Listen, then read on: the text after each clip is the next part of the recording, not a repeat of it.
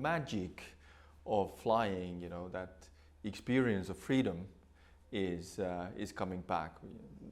The small things, no masks, the fact that you can get the glass of champagne in the business class or in the economy.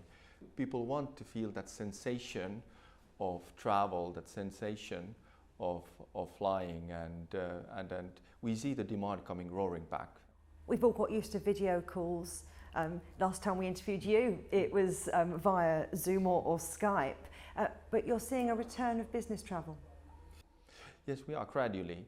It is for sure that leisure travel is leading the comeback, but there are definitely more than signs of life in business travel as well. So when we look at our bookings, for example, we are currently at the mark of 60% of pre-pandemic levels in terms of business travel, but the number is increasing gradually. And I think that during the course of the summer, during the fall, we will have seen a lot of business travel to recover.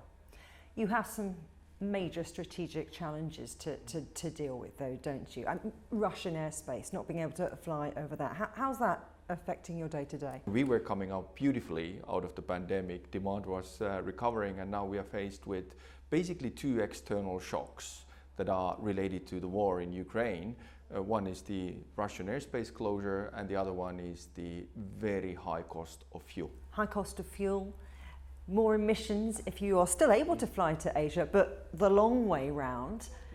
What impact is that having on the business? We are certainly still flying to markets like Japan, to South Korea, to China, but the routings are something like 40% longer when we go around the Russian airspace.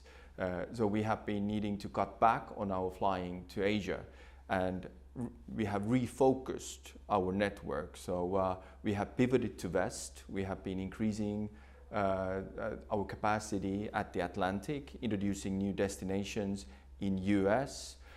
We have been also increasing in South Asia, introducing new destinations in markets like India, Mumbai being an example, and then certainly now seeing a good comeback of demand in Europe. We are refocusing the network. We are adapting to the reality of Russian airspace being closed, and we think that it will be for a prolonged period of time. And that means that we, as well as the passengers, will need to adjust. And what about the pandemic? Continued outbreaks, potential further shutdowns in China and other places of the world. How's that affecting your Far East business? Well, for the time being, our Far East business is being affected by the pandemic, especially in markets like China, but also the Russian airspace closure. But eventually, I think that the COVID curbs will be lifted in Asia. We are seeing signs of that as we speak. South Korea has been reopening travel. Japan has just announced that during the course of the summer they will be opening. And I would imagine that eventually China will decide of similar measures. So the Asia focus for Finnair is also for the long term, and we are not turning backs to Asia. Asia will always play a big role for us.